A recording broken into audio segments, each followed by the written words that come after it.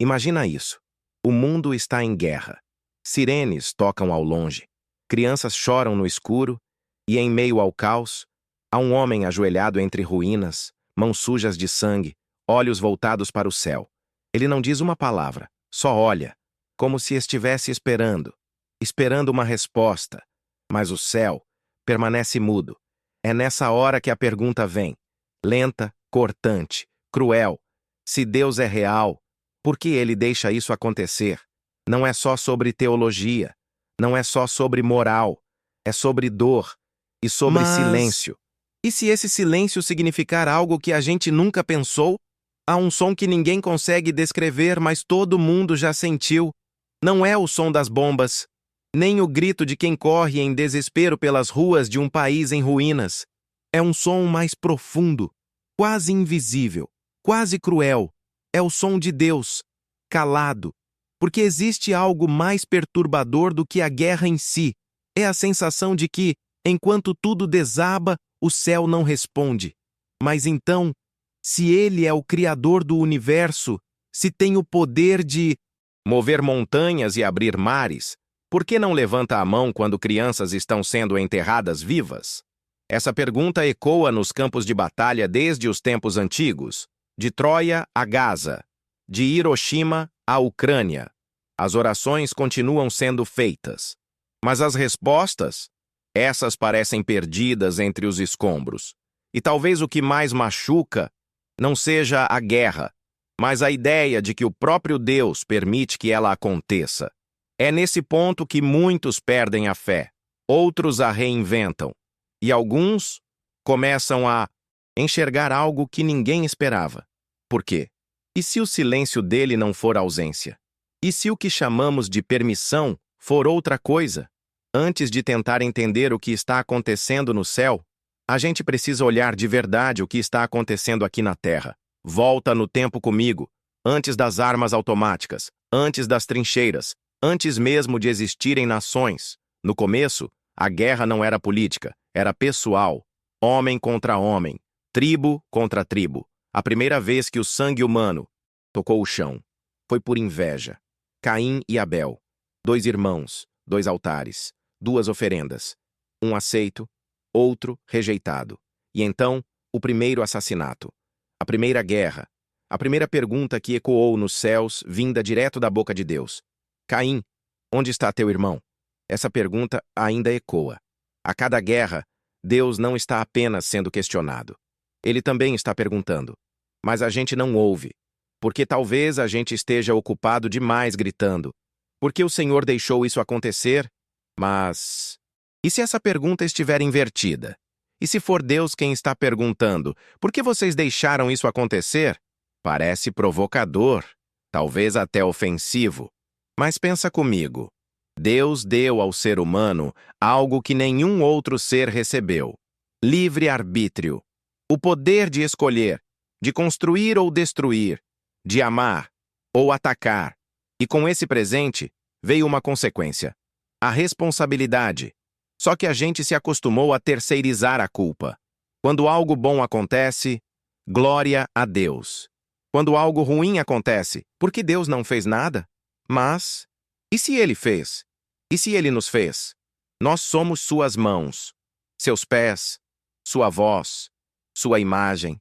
Mas a gente prefere esquecer disso porque é mais fácil culpar o divino do que encarar o próprio reflexo no espelho. E quando digo nós, não estou falando só de quem puxa o gatilho. Falo de quem assiste, quem ignora, quem diz, não é comigo, quem vota em líderes que propagam ódio, quem lucra com a indústria bélica, quem compartilha fake news que alimentam o caos. Cada pequena escolha molda o mundo. Mas então, voltamos à dor. E as crianças? E os inocentes? Eles não escolheram a guerra. Eles não plantaram o ódio. Eles só nasceram no lugar errado, na hora errada. Como explicar isso? Talvez aí more o verdadeiro dilema. O livre-arbítrio é um dom coletivo. As decisões de um afetam a vida de muitos. E isso sim é cruel. Porque o mundo está interligado de um jeito que não é justo. Nunca foi. Mas, e aqui vem o choque, Talvez justiça nunca tenha sido o que Deus prometeu. Ele prometeu amor, prometeu presença. Mas justiça plena? Aqui? Agora? Talvez a promessa não seja sobre este mundo, mas sobre o que a gente constrói mesmo nele sendo imperfeito. E talvez a guerra exista não porque Deus falhou, mas porque a gente falha todos os dias. Falha em ouvir, em amar, em agir. Porque enquanto a gente pergunta onde Deus estava quando a guerra começou, talvez ele estivesse perguntando: onde estavam vocês? Vamos falar a real. Tem momentos em que Deus parece cúmplice, não só ausente, não só silencioso, mas quase como se estivesse assistindo de camarote enquanto a humanidade se destrói. E isso incomoda. Incomoda de um jeito que te faz querer abandonar qualquer ideia de fé. Porque se ele é onipotente, por que não intervém? Se ele é justo, por que tantos inocentes morrem? Se ele é amor, por que o sofrimento parece tão infinito? Essas perguntas não são novas. Elas estão gravadas nas paredes de campos de concentração. Estão nas cartas desesperadas morrendo longe de casa. Estão no rosto de mães que enterram filhos com menos de 5 anos. Mas então, vem a provocação. E se a gente estiver fazendo as perguntas erradas? Imagina que você tem um filho, você o ama mais do que tudo, mas ele cresce, escolhe caminhos, e um dia ele faz algo terrível. Você o ama menos por isso? Ou você sofre justamente por amá-lo? Talvez o silêncio de Deus não seja indiferença. Talvez seja luto, um luto divino, silencioso, constante. Mas então, por que ele não impede? Para isso, a gente precisa encarar uma ideia que ninguém gosta. O mal também é uma escolha possível num mundo onde há liberdade. O mesmo livre-arbítrio que permite gestos de compaixão, permite genocídios. E se Deus tira essa liberdade, o que sobra? Um mundo programado, robótico, sem amor de verdade, porque o amor só é amor quando é escolha. Mas aí você pode dizer: ok, entendi a lógica filosófica, mas e na prática? Como isso ajuda quem está morrendo agora? E a resposta, talvez, seja: não ajuda. E isso dói, porque a verdade nem sempre consola. Às vezes, ela só abre feridas novas. Mas pensa, Jesus, o próprio Filho de Deus, se você acredita nessa história, morreu vítima de um julgamento político. Foi torturado, humilhado, crucificado. E o céu ficou escuro, mas continuou em silêncio. A pergunta é: por quê? Talvez porque Deus nunca prometeu que impediria a dor. Ele prometeu que passaria por ela com a gente. E isso muda tudo. Porque talvez a guerra não seja uma falha no plano divino. Talvez seja um espelho, um reflexo brutal de quem somos ou do que deixamos de ser. Mas então, por que algumas guerras parecem até abençoadas? Guerras santas, cruzadas, conflitos em nome de Deus. Pausa aqui. Essa parte machuca, mas precisa ser dita. A religião sempre foi usada como arma. E isso não é culpa de Deus. É culpa de quem usa o nome dele para justificar o próprio ego, o próprio poder, a própria ganância. Tem gente que mata dizendo que é vontade divina, mas no fundo é só sede de domínio. É como colocar um adesivo de paz num míssil. E isso não é novo. Os templos antigos eram usados para lavar a imagem de imperadores. Reis se diziam escolhidos por Deus para justificar conquistas sangrentas. Hoje, políticos fazem o mesmo. E cada vez que isso acontece, mais gente se afasta da fé. Mais gente pergunta: se Deus existe, por que ele deixa usarem seu nome assim? Mas e se, de novo, a pergunta estiver virada? E se for a gente que tem deixado? A gente que não se levanta? Que não questiona? Que se cala? Porque se Deus nos deu liberdade, ele também nos deu responsabilidade. Responsabilidade de não permitir que o nome dele seja distorcido, de não fechar os olhos quando líderes religiosos pregam ódio, de não engolir discursos disfarçados de santidade. E talvez o silêncio de Deus só ecoe mais alto quando o nosso se junta ao dele. A verdade é dura, mas precisa ser encarada.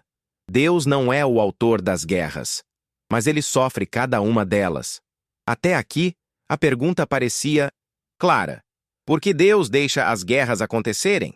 Mas, e se a pergunta real for outra? E se for, por que nós esperamos que Deus impeça aquilo que só nós podemos decidir não fazer?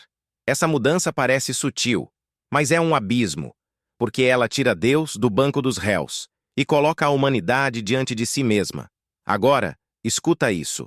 Talvez o silêncio de Deus nunca tenha sido silêncio de verdade. Talvez a gente é que desaprendeu a ouvir. É como quando você entra numa igreja vazia, aquele silêncio espesso, quase sólido. Mas se você ficar lá tempo suficiente, vai perceber que o silêncio fala. Fala na madeira que range, fala na luz que atravessa o vitral, fala no suspiro de quem entra carregando o peso do mundo. Deus fala, mas não com a voz que a gente quer ouvir. Queremos trovões, queremos sinais, queremos respostas escritas no céu, mas ele sussurra no caos. Ele se esconde em gestos humanos, se revela no inesperado. Agora escuta isso.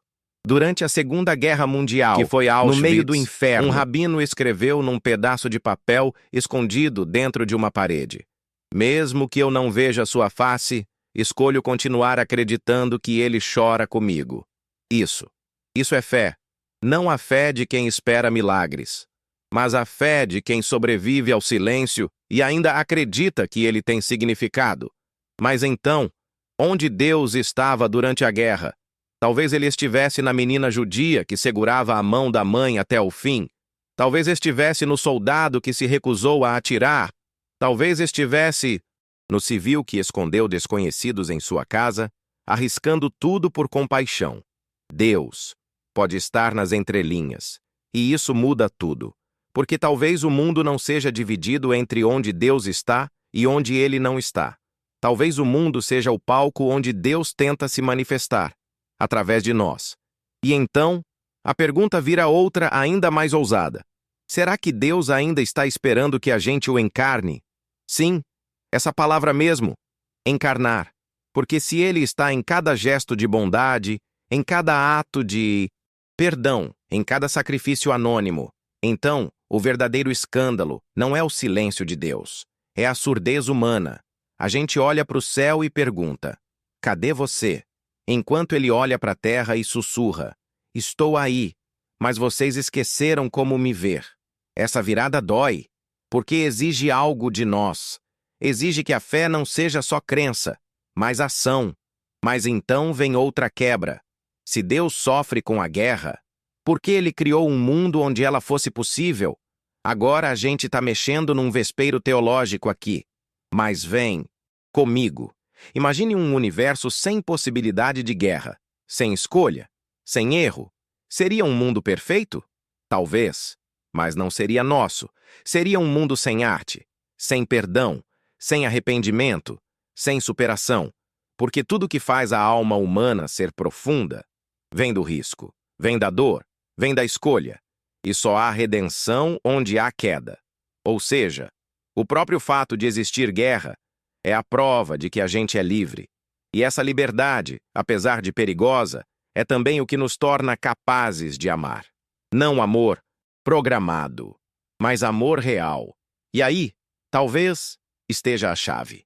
Talvez o mundo tenha sido feito não para ser perfeito, mas para ser transformado. E essa transformação não depende só de Deus, depende de nós.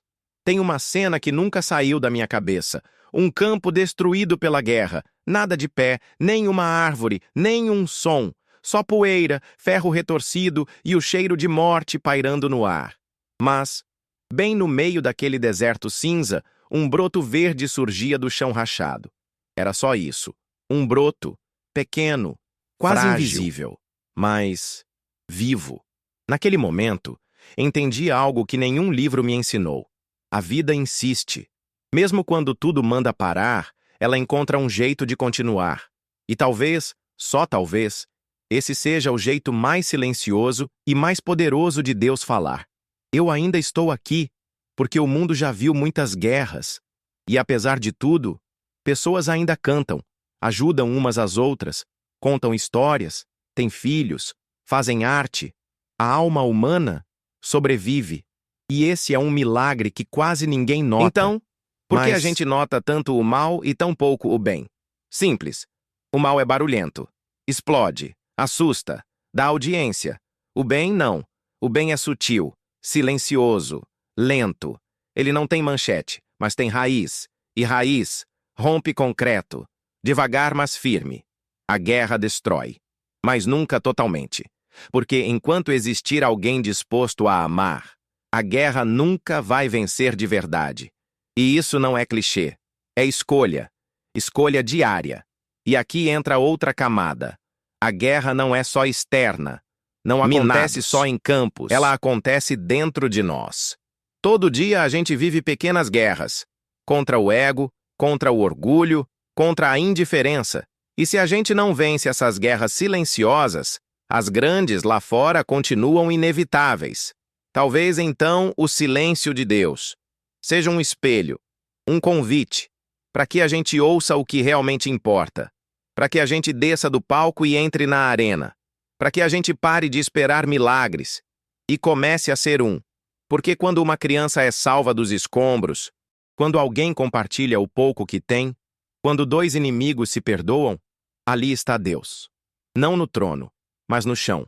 Não com coroa, mas com cicatrizes. E talvez esse seja o maior escândalo de todos. Um Deus que escolhe não dominar, mas sofrer com a gente, calar com a gente, morrer com a gente, para mostrar que a vida ainda vale. E esse silêncio não é vazio, é um campo fértil, um espaço entre o que foi destruído e o que ainda vai florescer. Mas aí vem outra pergunta que talvez você esteja se fazendo agora. Então tudo isso tem um propósito? E eu te respondo com outra pergunta. Precisa ter. Para que valha a pena resistir? Talvez a gente nunca saiba o porquê, mas talvez a resposta não esteja no porquê. Talvez esteja no e agora? A guerra aconteceu, a dor veio, o silêncio caiu. E agora? O que você vai fazer com esse espaço vazio? Vai enchê-lo de ódio ou de cura? Vai repetir a história ou quebrar o ciclo? Porque Deus pode até permitir a guerra, mas Ele também permite algo ainda mais perigoso: a paz. E a paz, diferente do que muita gente pensa, não é fraca. É uma escolha radical, um ato de coragem.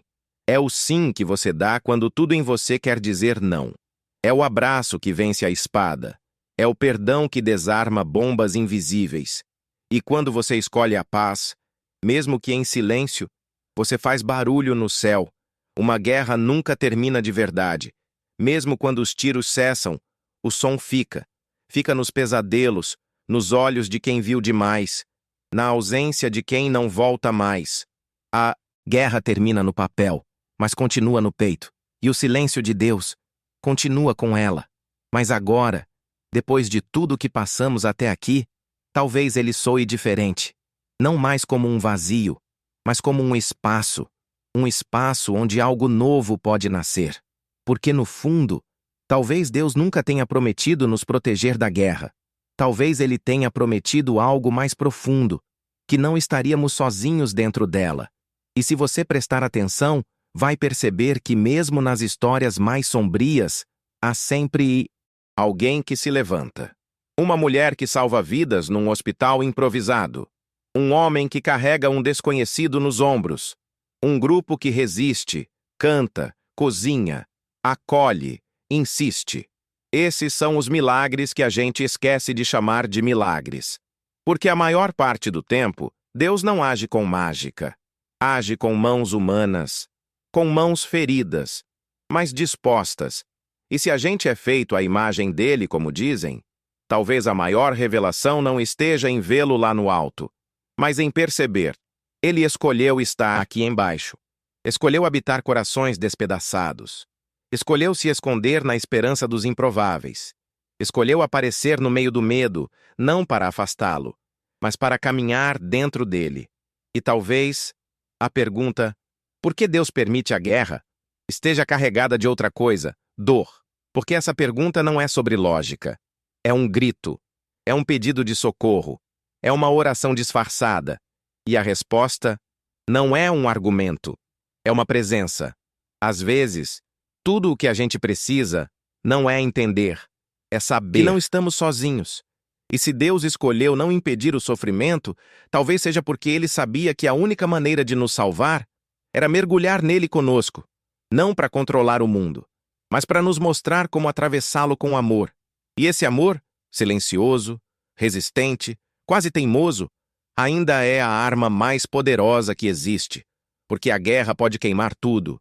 Menos isso, ela pode tirar casas, cidades, nomes e histórias, mas não pode tirar a capacidade de amar.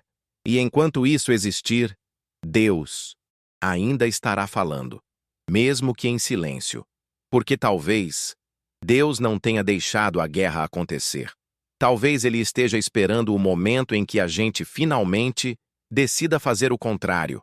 O silêncio de Deus não é ausência. É o espaço onde a gente escolhe quem quer ser.